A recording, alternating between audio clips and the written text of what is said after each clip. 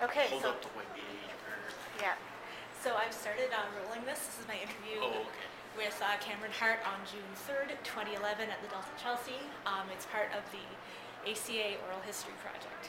So my first question is, how and why did you become involved in archives? Okay, I did my undergraduate in the States, in Buffalo, and I did it in history and political science. And people were asking me, well, what do you want to do with that? Are you going to be a lawyer or are you going to teach? And neither of those I wanted to do. So I heard about the MES program at UBC and thought I'd apply for that. So I went ahead and applied for that. And they said, well, since your undergrad's from the States and you don't have an honors degree yet, we'd like to see you do your grad school here in Canada, but don't do it here. So I got in New Brunswick for a year and did my honors work there and went to UBC for 2 years for the MES program. So And what years were you at UBC? that was 97, 98, 99. All graduated early 99. Right, so what sort of projects have you been involved with since? Well, I started out when I graduated from UBC. They had a posting on the bulletin board for Archivists for the city of Moose Jaw in Saskatchewan. And it was just a 3-month contract. So I said, oh yeah, I have family there in Saskatchewan. You know, and Jeff O'Brien, who's the city of Saskatoon archivist, graduated from UBC a couple years before me. And so, oh yeah, I could pick his brain and everything. So I went out there for 3 months not knowing anything about the geography of Saskatchewan. And got there and found out Saskatoon was 3 hours away. And so couldn't exactly talk to Jeff. And so, but I was there organizing the city of Moose Jaw's archives. What was a 3-month contract ended up being a year and a half. And by that time I got to really know Jeff and got to know Cheryl Avery and Tim Hutchison at the University of Saskatchewan. And so I ended up staying there. And that was back in 2001. So. All right, so you're anticipating one of our other questions, which are what people in the profession do you think have influenced you or had a major impact on your career or your education? Oh, well, yeah, well, education, Terry at the UBC, when he gave me a lot of support when I first went out into the field and started working. So he put me in touch with Jeff beforehand, so that was, and he supported me a lot through the 2 years I was at UBC. And then in Saskatchewan, it was Cheryl Avery, who was a big support person. She was before I actually got this the permanent job with the advisor. I was on contract with the council and the university and the city of Saskatoon, and it got to the point a couple of years ago where the contracts were coming to an end. They were going to hire a full-time person to do this. I was totally ready to leave the province, but because Cheryl was one reason I stayed, because I knew something was coming along with Cheryl. So sorry I messed up here. Oh, that's all right. Interruptions happen. Yeah. Okay, so how and when and why did you become involved with the ACA? Well, at first, of course, I said, like I said, I was on a contract. So this was a good place to come and meet.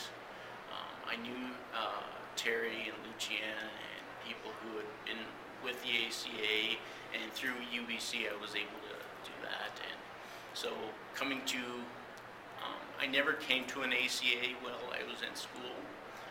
My first ACA was in 2003 here in Toronto.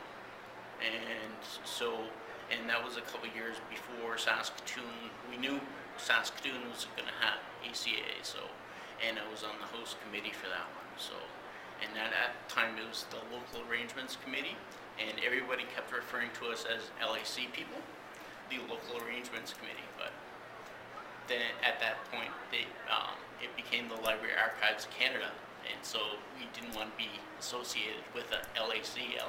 So we changed their name to host committee. And what was it like organizing that conference?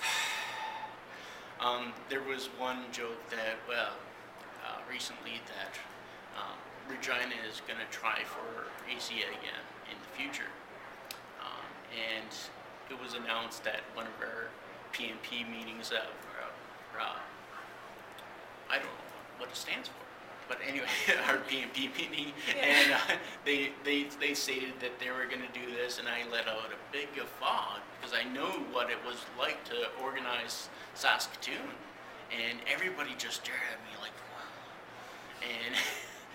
And the joke was that they had brought in Duncan Grant to do a tour of the city and the hotels and everything else, and Jeff had made the comment. Duncan had written an email to all the old host committee people, and he said, well, it'll be 10 years, so maybe you should come back to Saskatchewan. And Jeff wrote back an email saying to everybody else, not Duncan, I told Duncan not to drink during the day. So to get everybody on the committee was just, it was a great experience, but it was we were all relieved when it was finished. So, yeah. So that, do you have any other memories of the ACA when you were first starting out, how you met people here, or? Well, of course, some of my classmates had been already here, so I knew them, how to meet them. Through them, met people.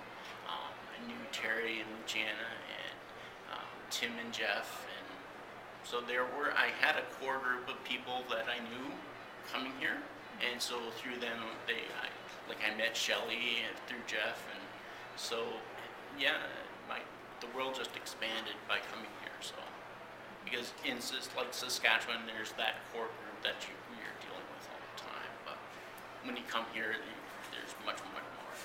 Right. So you've been in the profession for more than a decade now. What sort of changes have you seen? What's different in archives now than when you started out? Well, the use of computer databases is just immense. When I first started out, in in '99, I started with it was basic, just create an archive. And I didn't have any input from other people, so I just applied what I learned in school. But when I started working with Cheryl at the university and Tim, with the council, they were talking about SANE and the photo database in SANE, which is the Saskatchewan Archival Information Network. And it just, from what I was doing the pilot project for the photograph database, and at that time it took us quite a while to get the scans, get the descriptions of the photographs up and everything like that. So where now with ACA Atom, it's just a click and you can change it right there, and it's put up. We don't have to wait for IT people to upload this, and so we can upload it ourselves, and so it's much easier. So the access is there more now. Right. So as an archive advisor, you'd have you see a lot of people in a lot of different positions in your province. Can you speak to anything about the diversity of archives or the different conditions? Well, in Saskatchewan, we have about 52 institutional members. But we range from the provincial archives. They have the staff, so really they don't need to talk to me very much about have a question or anything. It's the little guy in Shaunavon who's a totally volunteer-run archives that can pick up the phone and talk to me. And if I don't have the question, I know who to go to get the answers for it. So we range from the provincial archives to the university archives. Those guys and Jeff, who they've graduated from programs, archival programs like at UBC, but then we have those little ones like Rosetown and Shaunavon, who are just they're retired, and they've been in the community longest, so they're the archivist.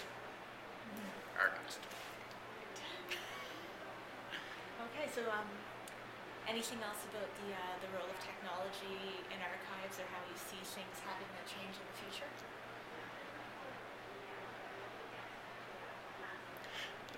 I'm starting to get more of the questions about what we should do with our digital records. Like, everybody's got email. One of our members just last year learned how to use email. So that was kind of interesting, but the way it's been is that we've told people if it's important, print it off. But we're getting to the point where all our emails are getting to be important. So, you know, you're going to need the server space and things like that. So we're where the small guy can't do that, the universities and the provincial archives can step in and do that. So, and it's becoming cheaper for like computer memory, like where I had the little thumb drives. I guess it was back in '02. I was working at the Wilcox Museum, the College of Notre Dame, and he comes in with a 256 little thumb drive, and they cost like $50. And now I can get a 3 gigabyte thumb drive for the same amount now. So it's becoming a lot cheaper to go out and buy, and people don't realize that. Same thing with scanning technology. Scanners used to be out of the price range for a lot of our members, but now you can pick them up at Staples for a song. So it's becoming cheaper. All right. Is there anything else No. that you'd like to say about ACA, archives, the profession, your career so far? Not really, but go West. Okay, so he's referring to the baseball The baseball game. game. All right, so do you play in the baseball game? Yeah. Not last year, but I plan to this year. All right. Good. Thanks very much.